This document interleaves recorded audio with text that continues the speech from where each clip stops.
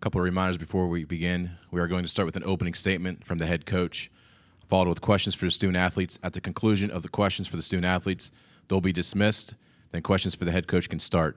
Please raise your hand and someone will come around with a microphone. Please give your name and media affiliation. If you're joining on Zoom, please use the raise hand function for questions. We will address questions in the room first and get to Zoom if time allows.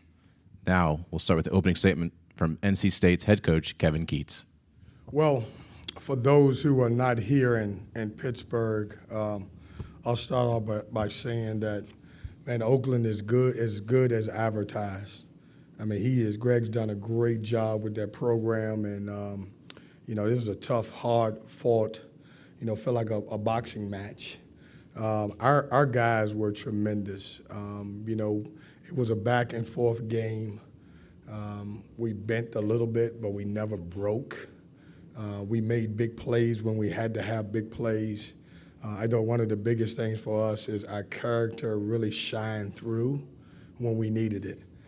We stepped up in many ways. We had to get big stops. We had to get big baskets.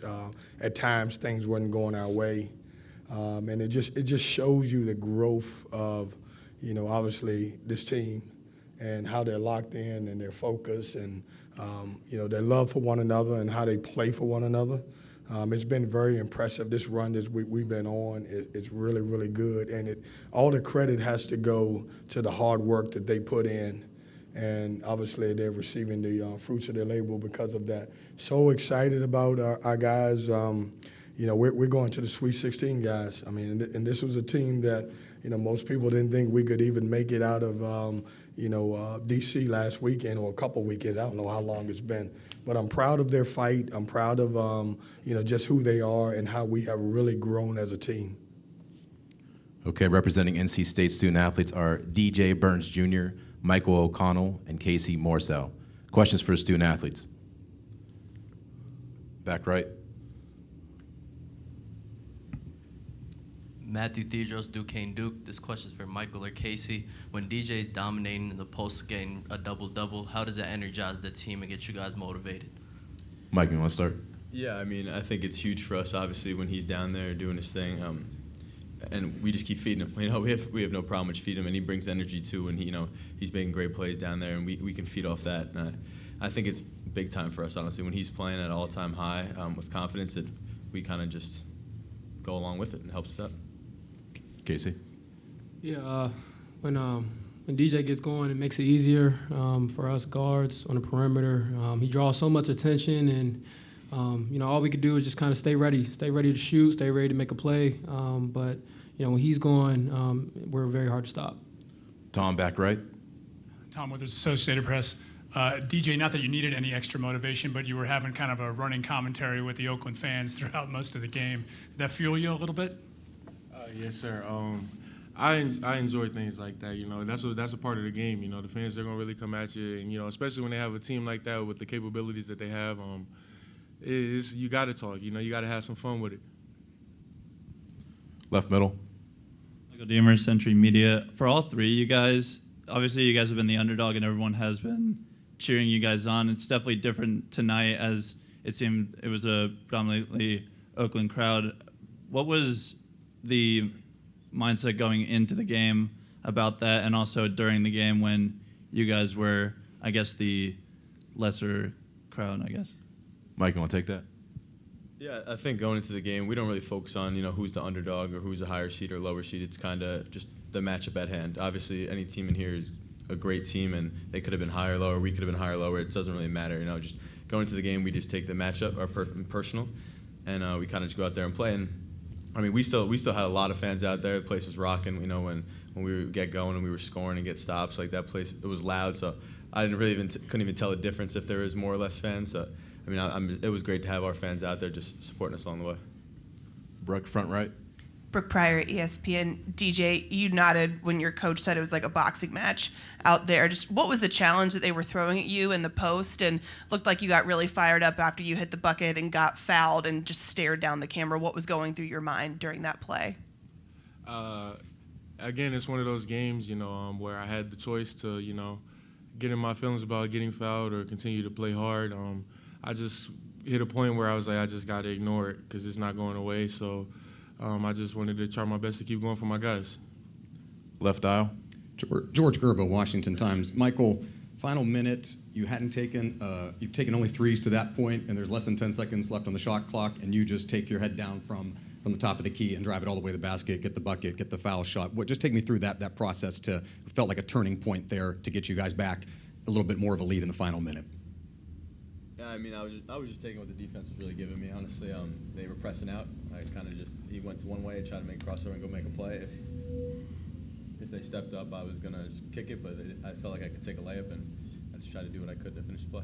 And if I can do a quick one for Casey, you had the primary assignment on Jack Gohlke tonight, able to lock him down. You guys did a lot of great defensive switching. From growing up in D.C., I'm curious if there's anybody that you've played that you've seen in your career that's been a shooter like that type of ability.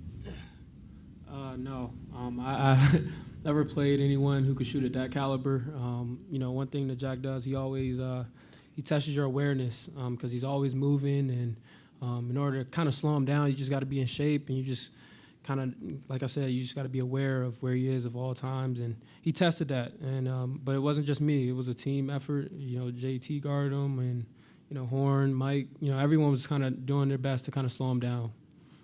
We got time for two more for student athletes. Right aisle, and then left over here. Bailey Tucker, College Basketball Review. This is for all of you, but like Coach Keatts said earlier, people didn't expect you to be in this position. So what's your message to those people who didn't expect to see NC State make it to the Sweet 16? DJ, you want to start and work your way down? Well, I've been saying it. Be nice. I've been saying it, welcome back. They didn't really believe in us, and, they probably still don't, but that doesn't matter to us. We're just going to stay together. If you're supporting us, thank you. If not, that's what it is. Yeah, I mean, I think the biggest thing, honestly, is just no matter what the outside noise is, we got to believe in ourselves. And I think that's what we've been doing to this point since before the ACC tournament, and we kind of left everything in the past, and we had to take one game at a time, and I think that's what we've been doing now. The coaches have been preparing us really well, and we've been kind of taking that message and trying to apply it to the floor. So, I mean, if people are with us, it's great. If they're not, it is what it is. But we'll take all the support we can get, but at the same time, we have to just rely on the people, in the locker room to go out there and compete. Got anything to add, Casey? Yeah, I agree. I mean, just we're going to stay connected no matter what goes on the outside. For us, it's been a roller coaster of emotions, but we've seen a lot, and we're not going nowhere. We're here. Last question for student athletes right here on the left. Will Graves, AP, for all you guys. How does a team that won 8 games from January 1st to the end of the regular season win 7 games in 12 days to get to the Sweet 16? DJ, want to start? I think that's what March is about. Some teams got here by winning their conference just like us, and, that doesn't mean they're a bad team. We executed, and we just kept playing for each other. I think that's all it was about for. Yeah, I would say sticking together, honestly, throughout all the tough times. Things aren't going to always be pretty, and things aren't always going to go your way. But if we can stick together with the guys you're out there competing with, I think that's going to go a long way. When times are not favorable, you got to be able to pick each other up and just keep competing. At the end of the day, you compete with the 5 guys on the court, and the guys are playing with you. Casey. Yeah, all those guys say is true, but also just our resources that we have, our strength coach, our doctors that travel with us, massage, everything to help us be ready to play and not get tired. That's something that's definitely given us advantage in March. All right, thank you. Appreciate it. Yes, thanks for coming.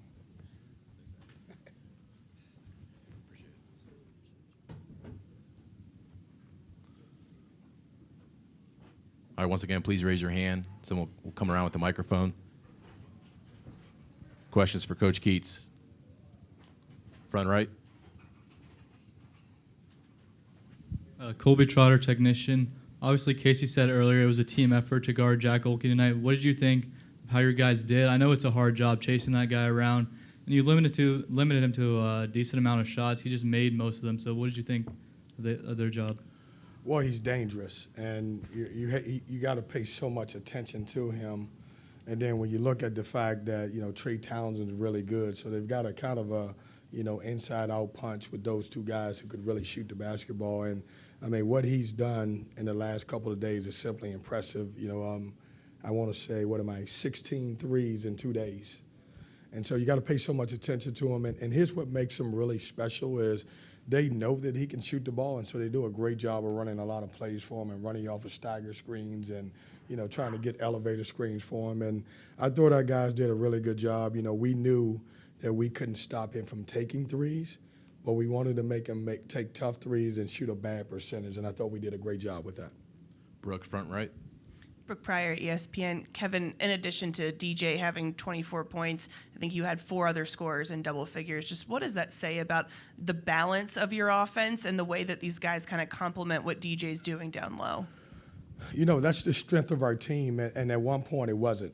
We were, early on it was either DJ Horne or maybe JT could have a good night. I think, one of the things, if you ask and you look back at the 7 games that we won in a row, is I think that everyone has really stepped up in different ways. And, every night there's someone else. DJ Burns was great tonight. I thought Michael, even though he might not have impacted the game much with his scoring, he had a career high in assists at 8. And so that's kind of what makes us special right now. That makes us tough to guard because on any given night, one of these guys can lead us in scoring. Front left. Charlie Gribble, 24/7 Sports. Coach, talk about just how crucial it was losing DR and Middlebrooks there in the overtime period and the decision to sub in Jayden Taylor, who had a big 3 in those closing minutes. Yeah, we were running out of players. I looked around. I was going to put Levi Watkins in at one point. We needed another post guy. We had some calls that didn't go our way. And I told you before, like I said earlier, Trey Townsend had a great game. 30 points and 13 rebounds, and he is as good as advertised. But it got tough at the end because we didn't have anyone else that we could throw in the game. And so we decided to go 4 guards. And it actually helped us on the offensive end because Jayden Taylor was able to knock down that 3 in the corner. Back left aisle. Mike Osti, Yardbarker in Pittsburgh Sports Now. Coach, what does it say, or do you have any message to the rest of the country about the conference, about the ACC, just for the fact that so much is made on which conference is better, and it's impossible really to equate, especially in a tournament like March Madness, but you struggled for a while in January, February, and yet you're here in the Sweet 16, and the ACC kind of had a rough road of getting teams in the tournament this year. Yeah, I think it's been a common theme for 3 years, and it's crazy because when we do, meaning we as the ACC, we get teams in the tournament, the few 5 that we're getting in pretty much play pretty well. And so we try to send that message early on before we got to Selection Sunday that we play well once we get in the tournament. But we got to figure it out. Our league is really good. One of the reasons why we're playing good basketball is because we're battle tested. A lot of times a lot is put on the non-conference. You play 11 games. So let's say we play 5 or 6 Power 5 games, and then we have 5 or 6 bye games. They're good. They'll challenge you. But you can't tell me that that's more challenging than playing 20 ACC games and playing at great venues, Pittsburgh, as you're here, and going to different places and being battle tested. So we got to figure it out. We're deserving. Our league's going to go to 18 teams, and I think we should be able to get 10 teams in. And that's up to us as coaches. We got to figure out, do we need to win more games in November? How do you schedule? We got to do a lot of different things. But we got a great league. I think it's the best league in college basketball. Back to Brooke. DJ said earlier that he made the choice to not get in his feelings when fouls weren't being called. He's getting hacked down low. Is that something that he's always been able to do, or has he evolved as a player to be able to not get in his feelings and play through those circumstances? He's probably – it's so tough to referee him, and he probably gets fouled more than anybody. And I'm not saying these officials or any other officials. So he's got no choice. Very seldom do you see him get to the free throw line when you could make a case that every other possession that he touches the basketball, he gets fouled. And so we've talked about the maturity of it. It's like, what are you going to do? You don't like it and get a technical foul. Just move on and just play through contact. And I think that's where he's matured. And it didn't happen just this year. It started last year, and then he's matured to the point where he's like, I'm not going to get any calls. Just play through all contact. That's going to be the last question right here, red aisle. Bailey Tucker, College Basketball Review. Coach, since you guys were the 10th seed in the ACC tournament, where do you think that your team has grown the most between now and then? You talking about since we were the 10th seed in the ACC? I just think we've come together. We've been a good team all year long. We just hadn't stacked games. We hadn't stacked opportunities. You think about, a lot of people put so much into our last 4 games. And they didn't talk about our first 6 games. We were 5-1. We had a tough schedule. And when we look back at it, it wasn't so much about the teams that we played, which were very good, is what we didn't do. You look at those 4 games, we were in all of those games to have the opportunity to win them. And I just think we have cut down on our mistakes, and most of them are on the defensive end. This team can score the basketball, but defensively, we were a mess at times. Ball screen coverage wasn't well. Our assistant coaches have done a great job with scouting. We wasn't doing a great job of comprehending scouting reports, and now we're doing it. And I think that one of the biggest things is we believe in trusting one another. If you're not having a good night, then you got to trust your brother beside you, and I think that's one of the things that we matured in. Thanks, Coach. Thanks.